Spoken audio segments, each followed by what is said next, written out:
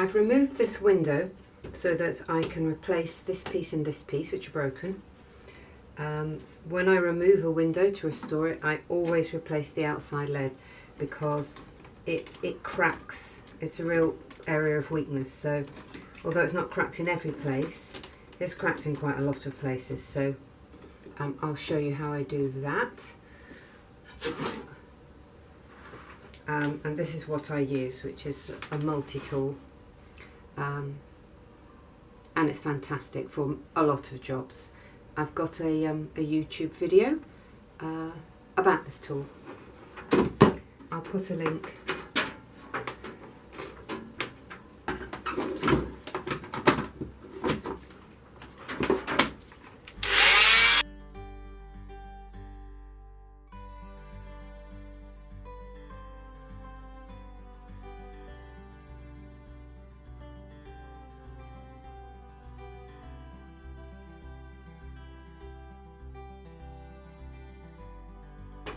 So I didn't do every joint because I didn't have to do the ones where they're cracked.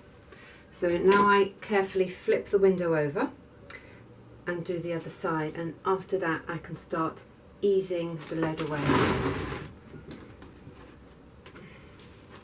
Try and get your hands under the middle of the window when you flip it over, because you don't want it to bend under its own weight.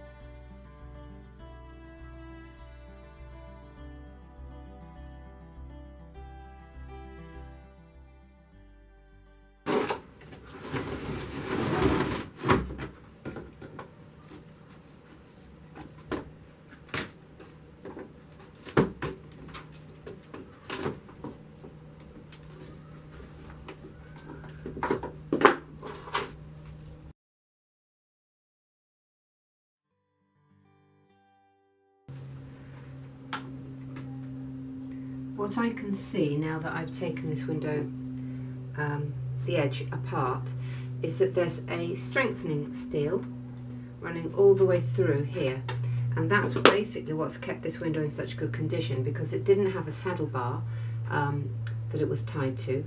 But when I put it back in, I am going to put the saddle bar in, because it is an old window and there are a few cracks in the lead in other places, which I will solder up, but it would just give it a bit more longevity if I put a saddle bar in.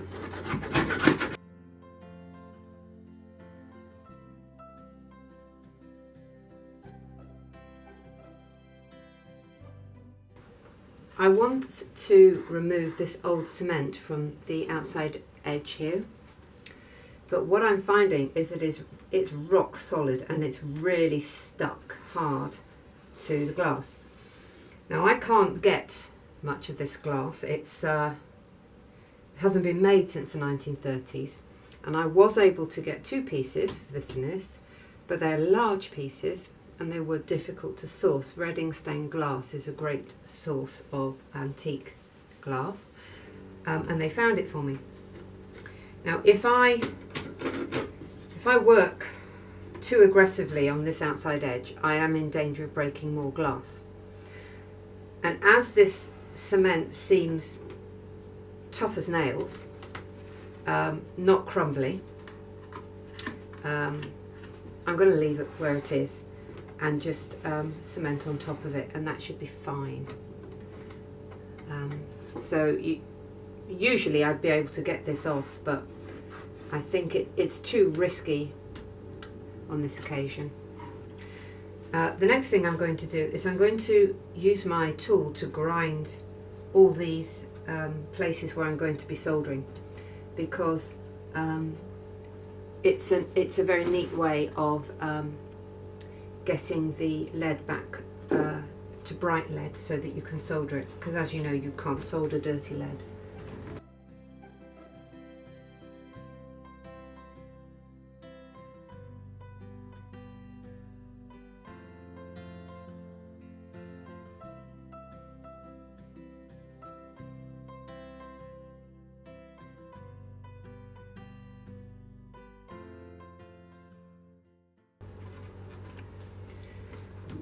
There's a little crack here, so I've also ground it back there.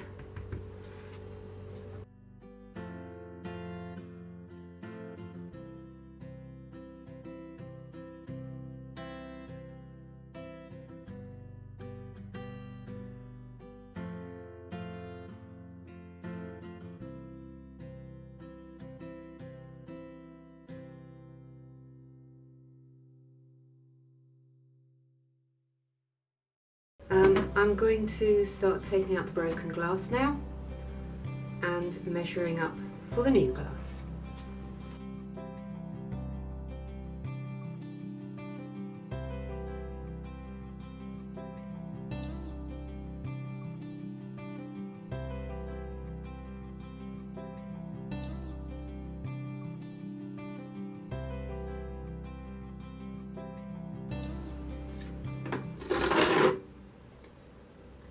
I think what I'm going to do, because it's going to be safer, is rather than trying to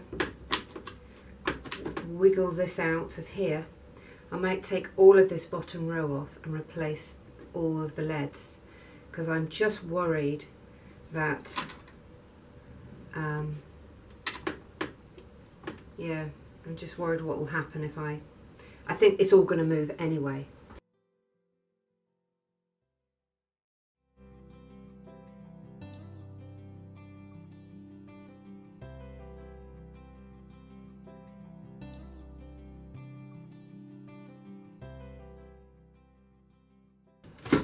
Right, so I'm going to replace all of this piece of lead. Let's mark this up as well.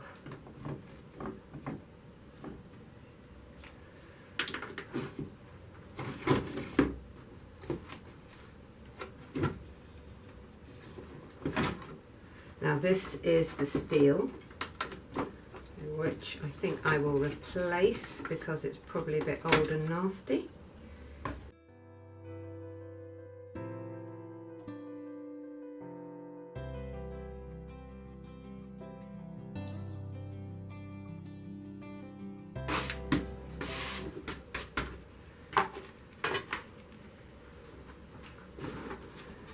So this is the box that arrived from Reading Stained Glass with the glass I ordered. So what I did was I sent them a photo of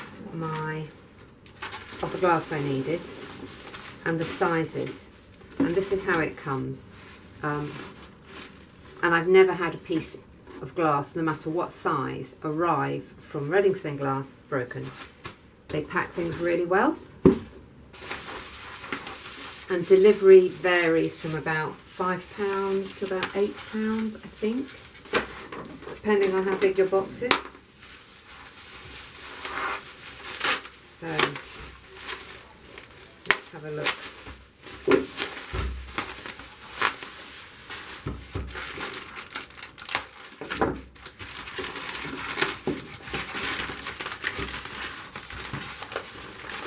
Yay, that's great. Ooh, only just big enough. Right. The thing is, these pieces are very large.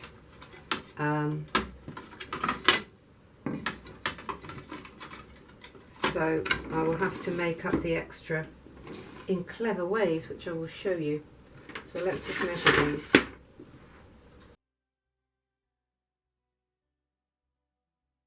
What I will do is put some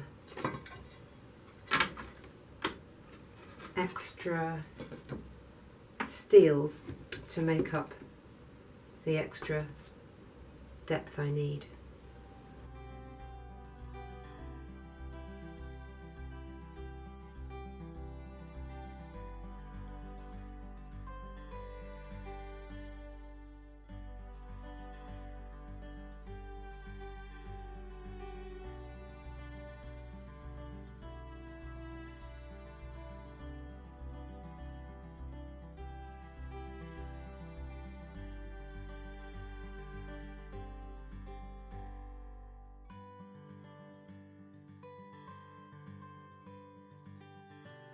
So because of this cement around the edge, which, as I explained, I'm rather reluctant to hack at. Let's try on this piece.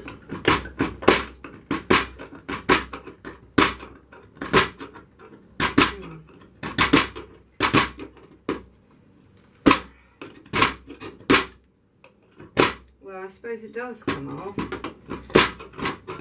but I'm not sure whether I can do it with everything in situ. Because if you do it flat, you just don't get the purchase you need. So what I might do is use a 16mm lead around the outside edge. Now that will make the window grow, but I can shave back the outside sort of flap of lead when I come to fit it, because I'm just worried that I won't quite have enough room for the new cement. It just isn't going in at all nicely.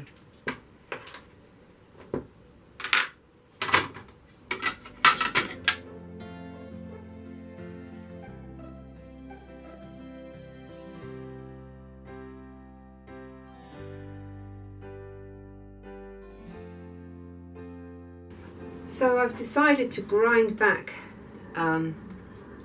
this cement because I think it is, I know it looks a bit aggressive, but it's a more controlled way to approach it than scraping and bashing at it with a knife.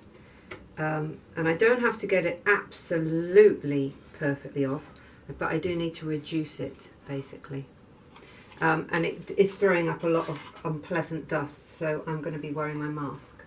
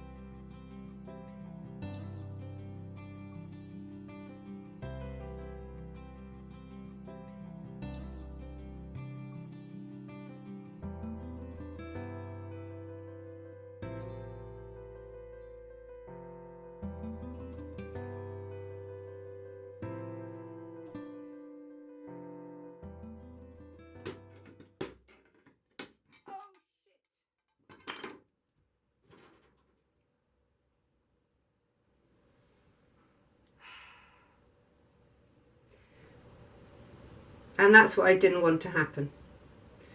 Damn.